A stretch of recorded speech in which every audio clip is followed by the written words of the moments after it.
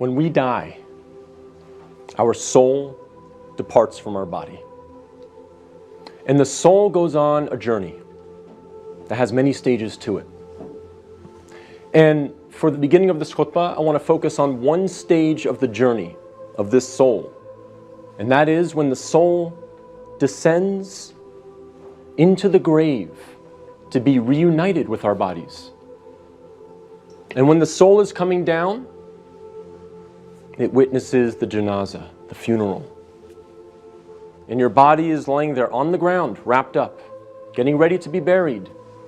And you're descending and you're seeing this, and you're hearing it, you're experiencing it. And when the people then take your body and place it in the grave, your soul descends in there, into the grave, to be reunited with your body. And then your loved ones, your friends who were there at your janazah, they will start shoveling dirt, start picking up dirt with their hands and placing it in the grave, throwing it on top of you, and you will feel it fall on top of you. And they will do this until you are completely covered up. And you will be there in the grave, covered up, and you will have consciousness. You will be alive. Not physically, obviously, but your soul will experience this.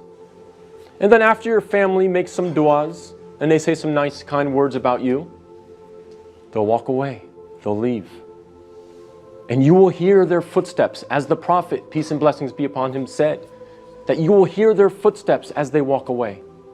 And you will be there alone, in the grave, by yourself.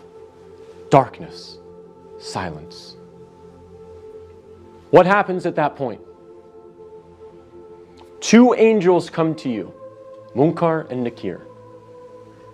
And they ask you three questions.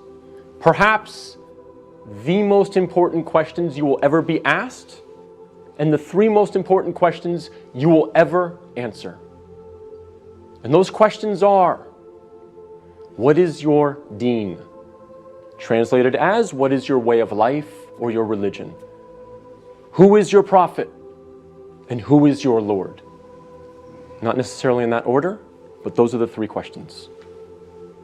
And if you answer these questions correctly, all three of them, your stay in the grave will be one of peace. You'll have peace. You'll have pleasure. Until the day of judgment, when the horn is sounded, and you are raised up out of your grave. So during that time, if you answer these questions correctly, you will have peace. But if you don't answer these questions correctly, all three of them, your stay in the grave will be full of pain. So we must answer these questions correctly. But here's the problem. A lot of us say to ourselves at this point, I'm good because I'm a Muslim and I know the answers to these questions and I'll answer them correctly. This is a problem. This is called being overconfident. Because, as many of the scholars say, the answer is not given with your tongue. The answer is not given with your brain. The answer is given with your heart. What is in your heart will come out at that moment.